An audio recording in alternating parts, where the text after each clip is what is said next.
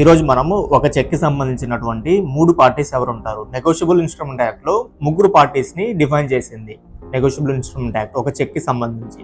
వాళ్ళు ఎవరంటే drawer, drawee and payee. So drawer ఎవరంటే నాకు చెక్ బుక్ ఉంది, నాకు ఒక బ్యాంక్లో అకౌంట్ ఉంది, నాకు ఒక చెక్ బుక్ ఉంది, నేను ఎక్స్ అనే పర్సన్కి 1 లక్ష రూపాయలు ఇవ్వాల్సి ఉంది. సో నేను అతని పేరు చెక్ మీద రాసి నేను ఒక చెక్ ఇష్యూ చేస్తాను నేను.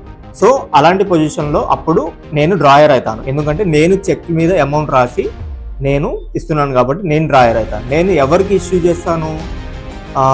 ఇప్పుడు చెక్ ఎప్పుడు కూడా నెగోషియబుల్ ఇన్స్ట్రుమెంట్ యాక్ట్లో యాక్ట్ ప్రకారం ఏమంటే cheque is always drawn on bank.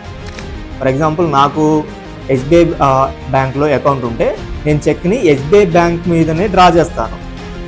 ఆ డ్రా చేసిన అమౌంట్ తీసుకునే పర్సన్ ఉంటారు చూసారా, వాళ్ళని పేయి అంటాం మనం.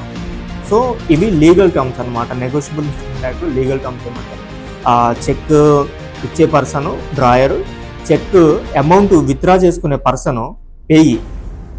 చెక్ ఎవరి మీద అయితే డ్రా చేస్తామంటే ఆల్వేస్ ఆన్ బ్యాంక్, ఎందుకంటే బ్యాంకే ఇవ్వాలి డబ్బులు, మన అకౌంట్ నుంచి డబ్బులు తీసి బ్యాంక్ ఇవ్వాలి కాబట్టి డ్రాయర్ వచ్చేసి బ్యాంక్ అవుతారు అనమాట.